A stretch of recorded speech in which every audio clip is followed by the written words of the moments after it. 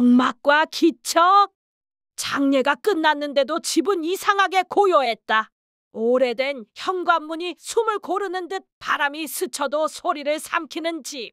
검은 상복은 건조대에서 바싹 말라 있었고 향냄새가 뱅커 트는 바람에 살짝 흔들릴 뿐이었다. 창틀의 먼지, 묵은 나무 냄새에 기척 하나에 귀가 예민해졌다. 장롱 앞 고양이 한 마리. 이름은 단추. 단추는 몸을 낮춘 채 오른발로 머리 옆을 긁는다. 사박사박 얇은 종이를 긁는 소리처럼. 그리고 고개를 장롱 쪽으로 기울인 채 한동안 움직이지 않았다. 지우야, 얘 왜 저래? 막내 미정의 목소리는 낮게 깔리고 지우는 힐끗 보기만 했다. 아이답지 않은 눈빛으로 단추의 손놀림을 따라가며 숨을 고른다. 할머니도 저렇게 긁었지. 그 한마디에 모두가 고개를 들었다가 다시 말이 없다. 짧은 침묵 사이 미정의 눈썹이 아주 조금 떨린다. 그 버릇을 누구보다 잘 아는 사람, 미정. 머리를 만지작거리다 살짝 긁고 빗으로 한번 쓸어내리던 습관. 그럴 때면 늘 장롱 앞이었다. 그날 이후로 단추는 자리를 바꾸지 않았다. 장롱 앞에서 낮게 울고 문을 발로 긁고 다시 머리를 긁어냈다. 동작은 반복이지만 어제와는 미묘하게 다른 리듬이 배어 있었다. 액트, 치우자는 말, 남기자는 마음. 짐 줄이자, 장롱도 보내자. 장남 태수의 말이 방 안에 공기를 건드린다. 안 돼. 미정은 짧게 끊어 말했고 시선은 장롱 손잡이로 갔다. 엄마가 젊을 때부터 쓰던 거야. 이 집에서 저 장롱을 치우면 뭔가 빠져나갈 것 같아. 이상한 건 고양이지. 태수가 한숨처럼 웃고 발끝으로 바닥을 툭 친다. 계속 저러면 긁혀 망가져. 고양이 때문이 아니야. 미정의 목소리는 낮지만 단단하다. 저기 뭔가 있어. 결국 장롱은 제자리. 대신 주변을 비우고 바닥에 먼지를 털어냈다. 오래된 나무 냄새가 더 짙어지고 그 냄새가 방의 중심을 표시한다. 저녁 무렵 단추가 장롱 아래로 앞발을 깊숙이 넣는다. 작은 무언가가 툭 바닥으로 굴러나왔다. 나무빗 하나, 반짝이는 머리핀 하나. 미정의 손끝이 멈췄다. 어머니가 상칸에 넣어두고 쓰던 것들. 빗을 오른손으로 들고 왼손 두 번째 손가락으로 관자놀이를 슬쩍 긁던 버릇. 그 잔손의 리듬 귀에 남아있는 느낌. 단추가 다시 머리 옆을 긁고 이번엔 장롱 손잡이를 가볍게 두드린다. 탁탁. 박자가 빗의 이빨처럼 고르게 맞았다. 액트 3. 얕은 서랍, 더 얕은 서랍. 중간 서랍을 빼내는 순간 밑바닥이 톡 하고 들썩였다. 서랍 밑에 하나 더 숨어있던 얕은 공간. 눌어붙은 봉투가 몇 장. 종이의 나이가 손끝으로 느껴진다. 겉장에는 이름만 짧게. 태수, 미정, 지우. 책임만 지우고 미안했다. 나도 아팠다. 내가 더 아팠다는 걸 늦게야 알았다. 내가 웃는 날을 참 오래 기다렸다. 말은 짧은데 설명이 없다. 그래서 더 무겁다. 태수가 고개를 젓는다. 이게 뭐야? 왜 숨겨? 살아서 말하지. 그 조각들만으로 얼마나 버텼는지 우리가 어떻게 알아? 미정은 봉투를 쥔 채 천천히 말했다. 단추는 그 와중에도 장롱 앞. 눈을 세워 문틀 위쪽을 바라보더니 다시 사박사박. 그 발끝이 가리키는 곳 장롱 뒷판이었다. 액트 4. 골목 이웃, 약속의 빛. 이웃 정씨가 들렀다. 조심스러운 두 손, 눈동자는 자꾸 바닥으로 갔다. 실례합니다. 어르신이 생전에 동네 아이들 장학금을 약속하셨거든요. 학기마다 얼마씩. 태수가 벌떡 일어났다. 장학금이요? 정씨는 차용증 몇 장을 내밀었다. 아주 큰 돈은 아니지만 기록이 남아 있었다. 돌아가신 뒤로 정리가 안 돼서 제가 중간에 끼어 난처합니다. 돈 얘기가 나오자 공기가 묵직해졌다. 미정은 말없이 단추를 보았다. 단추는 여전히 장롱 뒤를 바라본다. 뒷판 위쪽 못 두게. 아주 가늘게 벌어진 이 음선. 못을 뽑고 뒷판을 들어 올리자 오래된 나무가 찌직 소리를 냈다. 천과 신문지 사이 얇은 상자 하나. 안에는 오래된 통장 사본들, 보관함 열쇠, 기차표 2장, 영수증 묶음, 그리고 봉투 한 켠, 이름 하나. 은정. 누구야? 은정? 아무도 대답하지 못했다. 이름 하나로 방 안의 온도가 달라졌다. Act 5. 보관함과 기록. 이유 없는 이유. 은행 보관함은 오래전에 개설된 것이었다. 직원이 서류를 확인하고 상자를 내준다. 기대한 현금은 없고 대신 도장 찍힌 종이들이 빼곡하다. 매달 일정에게 송금 기록. 은정 모녀 앞으로. 20회가 넘는 시간. 맨 위에는 짧은 메모가 하나 지철로 고정되어 있었다. 누구에게도 알리지 말 것. 약속은 지킨다. 우리 돈이 어디로 간 거야? 태수의 어조가 날카로워진다. 엄마 돈은 엄마가 선택한 돈이지. 미정은 지친 숨을 내쉰다. 우리는 종이를 한 장씩 넘긴다. 날짜, 금액, 수취인, 메모. 내용은 반복인데 이유는 없다. 정 씨의 차용증과 날짜를 대조하자 맞아떨어졌다. 동네에서 빌린 돈이 장학금 씨앗이 되었고 동시에 어딘가로 송금은 계속되었다. 지우가 낮게 중얼거린다. 은정, 엄마가 딸이랑 산다는 아주머니 이름이었나? 미정은 고개를 저었다. 들어본 적 없어. 돌아오는 길에도 단추 얘기는 빼먹지 않았다. 고양이가 알려줬지. 장롱 뒤를. 태수는 대꾸 대신 또 다른 질문을 붙인다. 엄마가 왜 우리에게 말 안 했을까? 그 질문이 등에 붙어 따라왔다. 집 문을 열 때까지 떨어지지 않았다. 악섹스. 검은 코트, 봉제선 안쪽의 이야기. 집은 다시 조용했다. 단추는 현관까지 뛰어와 우리 냄새를 확인하고 장롱 앞에 자리를 잡는다.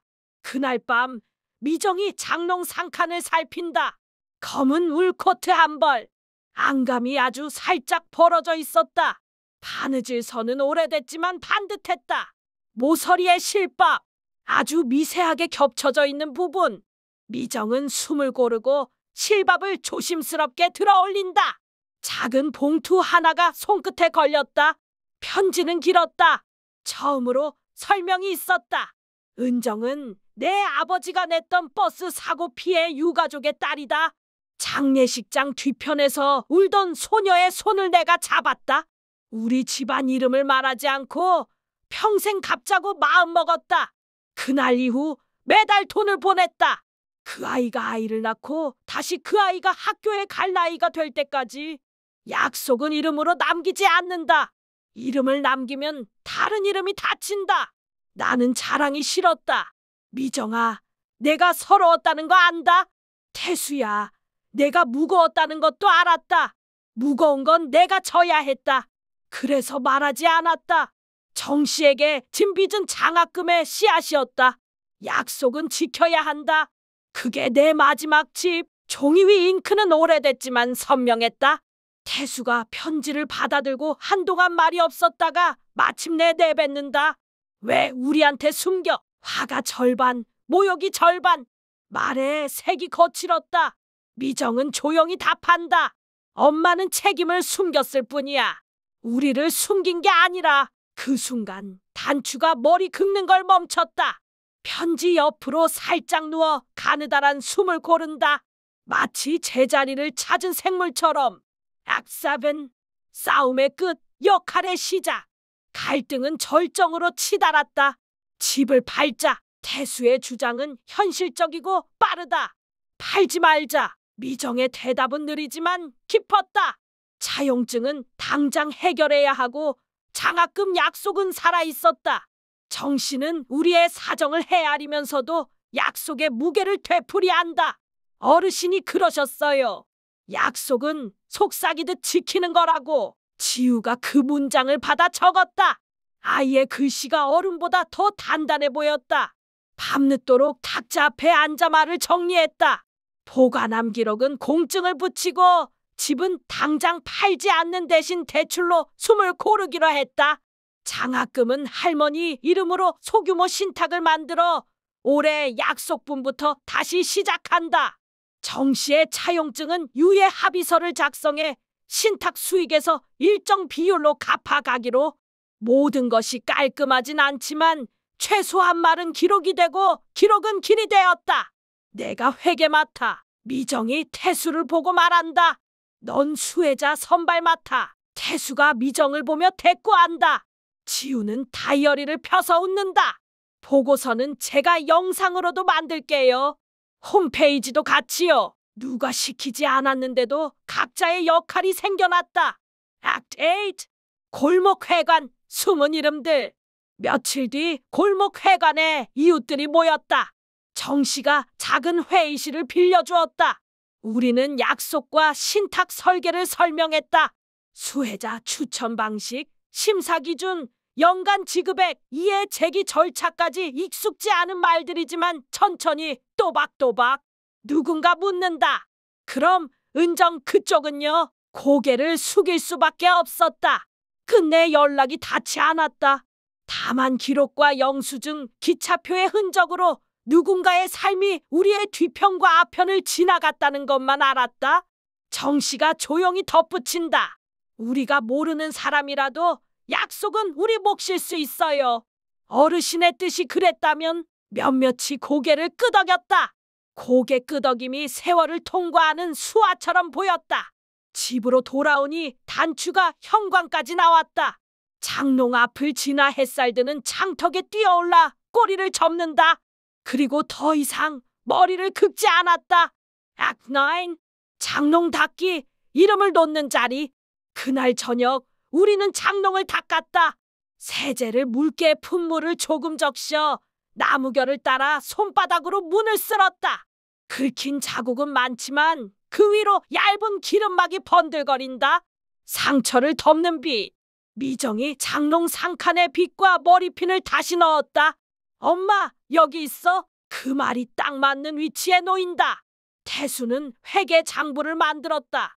서랍 안쪽에 키보드 소리를 닮은 자잘한 줄들이 쌓인다. 지우는 홈페이지를 열었다. 속삭이는 약속이라는 이름을 달았다. 정 씨와의 유예 합의서는 장롱 서랍처 칸 가장 앞에 두었다. 숨기지 않고 늘 먼저 보이게. 우리는 장롱을 팔지 않기로 했다. 이 집을 떠나더라도 장롱은 함께 데려가기로. 나무가 집보다 오래 기억한다는 미신 같지만 든든한 이유로. 액트 10. 전화를 건 이름, 서로의 자리. 몇 주 뒤 한 통의 전화. 혹시 그 집 맞나요? 목소리는 조심스러웠고 단어 사이에 오래된 숨이 섞여 있었다. 스피커를 켜고 모두가 함께 들었다.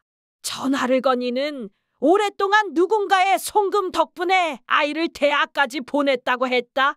고맙다고 말할 길이 없어 이름을 찾아보다가 속삭이는 약속 홈페이지를 우연히 보게 되었다고.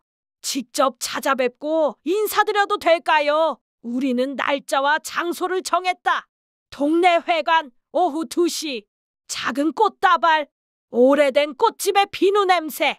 인사를 나누고 이야기는 길어졌다. 우리가 알지 못했던 이야기와 그녀가 알 길 없었던 이야기들이 서로를 스쳤다. 마지막에 그녀가 봉투 하나를 조심스럽게 내민다. 이건 그동안 모은 작은 돈이에요. 전부는 아니지만 제 마음의 일부예요. 신탁에 보태주세요. 우리는 받지 않으려 했지만 그녀는 고개를 저었다. 이 약속은 제 몫이기도 해요. 집에 돌아와 봉투를 장롱 위에 잠깐 올려두었다. 단추가 조용히 점프해 올라와 봉투를 맞는다. 봉투 위에 턱을 얹고 가늘게 눈을 감았다. 아주 느린 숨, 온화한 체온. 액트 11. 봄과 보고서, 남은 것과 사라진 것. 봄이 들었다. 장독대 위로 작은 잎들이 올라오고 빨랫줄에는 하얀과 검정이 번갈아 걸린다. 지우는 카메라를 들어 장롱 앞을 찍었다. 나무결, 손잡이, 긁힌 자국, 빛과 머리핀, 서랍 앞에 종이. 화면에는 사람 손이 하나 들어온다. 나무를 쓰다듬는 아주 평범한 손. 태수는 보고서를 공개했다. 숫자들이 한 줄 한 줄 숨김없이 나열된다. 미정은 신청자들을 만났다. 사연을 듣고 서류를 보고 기준을 조금씩 다듬었다. 정씨는 골목 끝에서 엄지를 들어 올렸고 이웃들은 찻잔을 들어 한 모금씩 따뜻한 소리를 냈다. 우리는 그제야 알았다. 숨김이 언제나 부끄러움은 아니라는 것을. 어떤 숨김은 서로를 살리기 위한 오래된 책임이라는 것을. 그리고 그 책임은 누군가의 장롱 속이 아니라 누군가의 손바닥에서 다시 시작된다는 것을. 그날 밤 미정은 마지막으로 장롱문을 닫았다. 나무가 낮게 울리고 그 울림이 방 안을 한 바퀴 돌았다.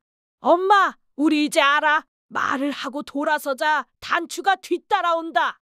고양이는 장롱과 우리 사이에 서서 한 번도 보이지 않던 표정을 보였다. 그래, 이제 됐다는 표정. 그 뒤로 단추는 더 이상 머리를 긁지 않았다. 에필로그. 한 장 한 장의 기록. 1년 후 신탁 보고서 첫 페이지에 문장 하나를 더했다. 속삭이는 약속은 큰 소리로 말하지 않습니다. 다만 한 장 한 장의 기록으로 말하겠습니다. 보고서를 출력해 장롱 첫 서랍에 넣는다. 장롱은 무겁고 그래서 든든하다. 우리는 여전히 분주했다. 누군가는 계산을, 누군가는 서류를, 누군가는 사람의 사연을 듣는다. 그리고 누군가는 창턱에서 햇빛을 걸러 우리의 발치에 따뜻한 자리를 만든다. 이름은 단추. 사박사박 소리는 더 이상 들리지 않았고 대신 낮은 콧노래 같은 숨결이 집안 구석을 천천히 채워갔다. 그 숨결이 닿는 자리마다 오래된 나무와 새로운 종이가 서로를 알아보았다.